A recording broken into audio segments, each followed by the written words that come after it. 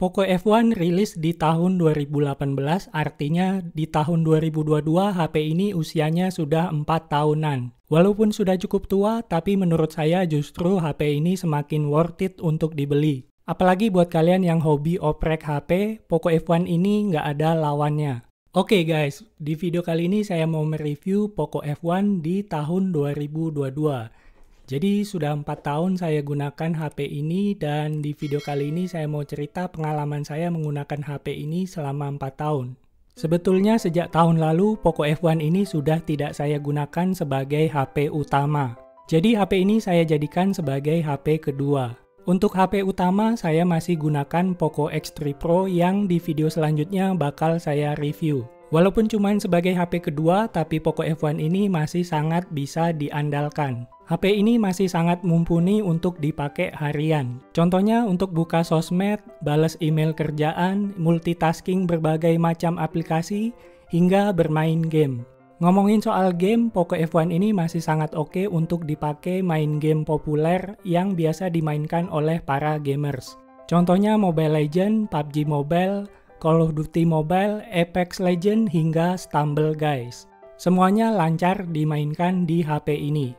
Asal nggak dipakai main Genshin Impact aja nggak masalah. Untuk Genshin Impact di area yang banyak musuhnya, frame rate-nya bisa ngedrop banget.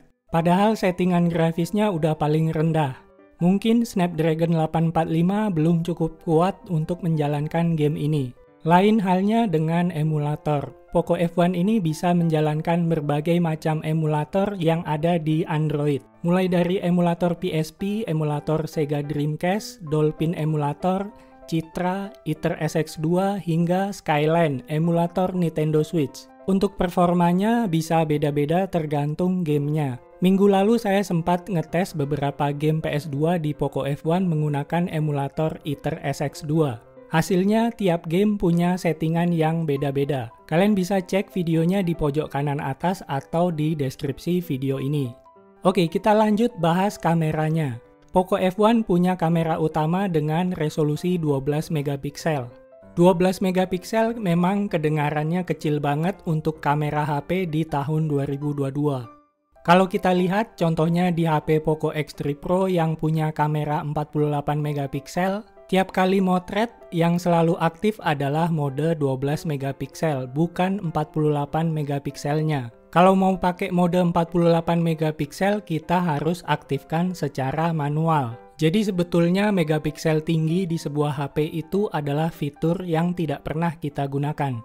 Balik lagi ke Poco F1, untuk hasil fotonya sendiri, saya masih cukup puas dengan foto yang dihasilkan HP ini. Buat saya hasil foto 12 megapiksel Poco F1 masih kelihatan bagus di tahun 2022.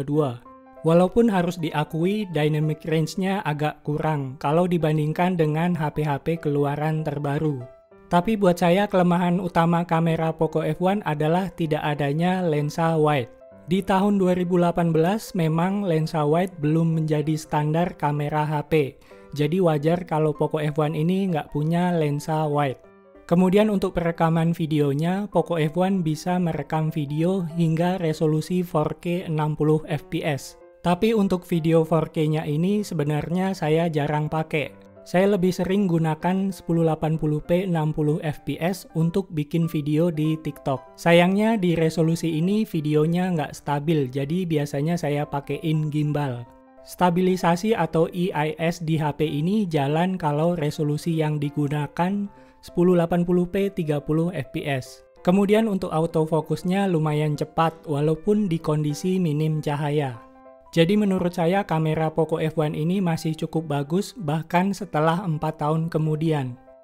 Nah kalau kita ngomongin kelemahan, HP yang usianya sudah 4 tahun pasti banyak kelemahannya. Salah satunya adalah masalah baterai. Beberapa waktu yang lalu Poco F1 saya ini baterainya sempat kembung dan daya tahan baterainya mulai menurun. Akhirnya saya putuskan untuk ganti baterai. Untuk baterainya saya gunakan baterai BM4E merek Hippo. Dan ternyata proses pemasangan baterainya juga sangat mudah.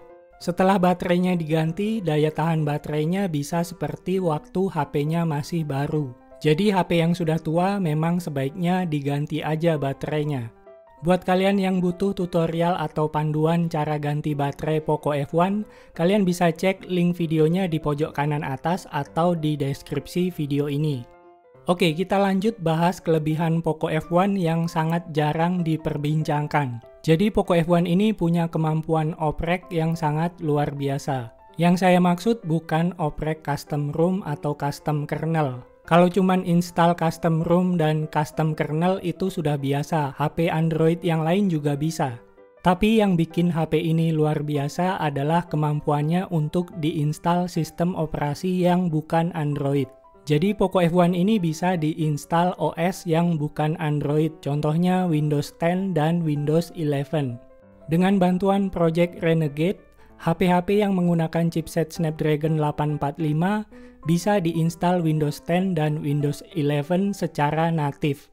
Selain Windows 10 dan Windows 11, masih banyak lagi OS non-Android lainnya yang bisa diinstal di Poco F1. Contohnya Ubuntu Touch, Postmarket OS, Mobian, dan lain sebagainya. Itu sebabnya saya bilang Poco F1 punya kemampuan oprek yang luar biasa.